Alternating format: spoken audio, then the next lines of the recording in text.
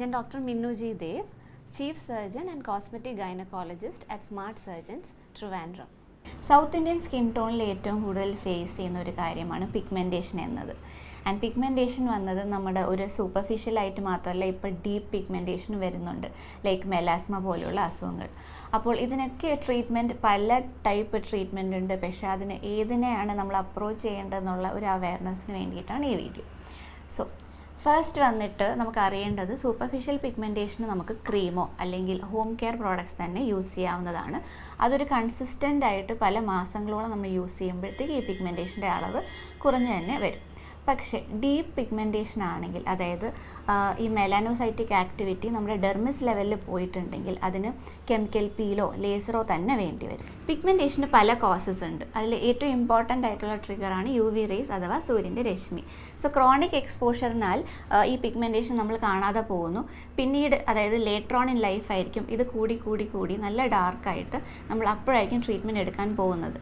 So ആ സമയത്തിനുള്ളിൽ ഇത് ഭയങ്കര ലേറ്റർ സ്റ്റേജ് ആയിട്ടുണ്ടാവും. അപ്പം now we have to have ഒരു അഡ്വാൻസ്ഡ് ആയിട്ടുള്ള ട്രീറ്റ്മെൻറ്റ് തന്നെ ഈ പിഗ്മെൻറ്റേഷൻ പോകാൻ വേണ്ടി വരുന്നു. സെക്കൻഡ് ട്രിഗർ എന്നത് ഹോർമോണാണ്. സോ മെനോപോസ് അറ്റൈൻ ചെയ്യാൻ പോകുന്ന സ്ത്രീകളിൽ അല്ലെങ്കിൽ പ്രഗ്നൻസി ടൈമിൽ ഈസ്ട്രജൻ പ്രൊജസ്ട്രോണിൻ്റെ ആക്ടിവിറ്റി കൂടുന്നതിനാൽ സ്ത്രീകളിൽ കാണപ്പെടുന്ന, മുഖത്താണ് എസ്പെഷ്യലി ചീക്ക് ഏരിയയിൽ കാണപ്പെടുന്ന ഒരു ഡിസോർഡറാണ് മെലാസ്മ.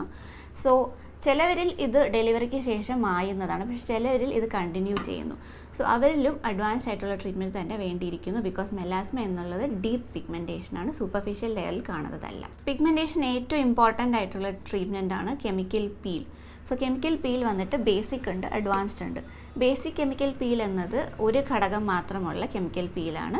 ഇത് പല സെഷൻസ് വേണ്ടിയിരിക്കുന്നു ഇവൻച്വലി അതൊന്ന് കുറഞ്ഞു തുടങ്ങാനായിട്ട്. രണ്ടാമത്തെ ഓപ്ഷൻ എന്ന് പറഞ്ഞാൽ അഡ്വാൻസ് കെമിക്കൽ പീലാണ്. ഇത് ചിലപ്പോൾ വൺ ടൈം ആയിട്ട് കിട്ടാവുന്നതാണ്. വൺ ടൈം ട്രീറ്റ്മെൻറ്റിന് ശേഷം പിന്നെ ഹോം കെയർ ആയിരിക്കും ഇതിൻ്റെ ബേസിസ് എന്നുള്ളത്. സോ പീൽ ചെയ്തതിൻ്റെ മെയിൻ റീസൺ എന്ന് പറയുന്നത് എക്സ്ഫോളിയേഷനാണ്. അഥവാ നമ്മുടെ സ്കിന്നിൻ്റെ ലെയേഴ്സ് 2-3 ലെയർ ഒന്ന് പീൽ ഓഫ് ചെയ്യാനാണ് നമ്മൾ കെമിക്കൽ പീൽ ഒരു ക്ലിനിക്കിൽ ചെന്ന് ഒരു എക്സ്പേർട്ട് കെയറിൻ്റെ അണ്ടറിൽ ചെയ്യേണ്ടത്. വീട്ടിൽ ചെയ്യുന്ന ഹോം കെയർ പ്രോഡക്റ്റ്സ് എന്നത് ഡീപ്പ് പിഗ്മെൻറ്റേഷൻ ഏജൻറ്റ്സ് അടങ്ങിയ ഹോം കെയർ പ്രോഡക്റ്റ്സ് ആവാം.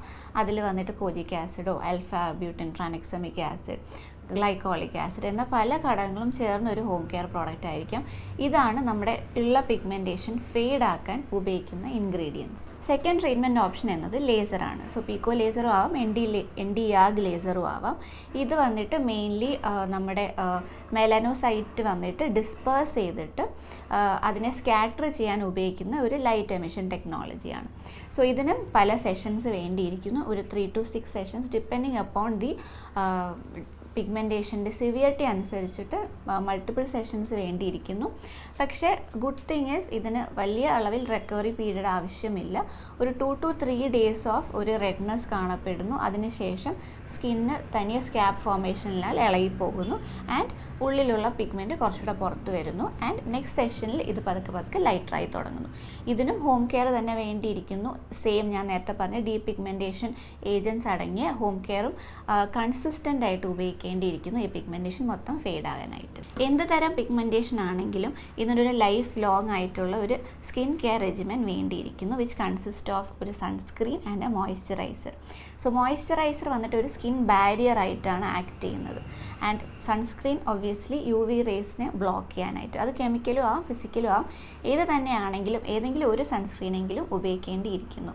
ആൻഡ് മെലാസ്മ പോലുള്ള ഡിസോർഡർ, സ്കിൻ പ്രോബ്ലംസ് വീണ്ടും വരാവുന്നതാണ്. സോ അതിനൊരു ലൈഫ് ലോങ് ഒരു ക്യൂർ എന്നതില്ല. സോ ഈ ഒരു സ്കിൻ കെയർ റെജിമെൻ കൺസിസ്റ്റൻ്റ് ആയിട്ട് ഉപയോഗിച്ചാൽ മാത്രമേ നമുക്കത് കൺട്രോൾ ചെയ്യാൻ പറ്റത്തുള്ളൂ.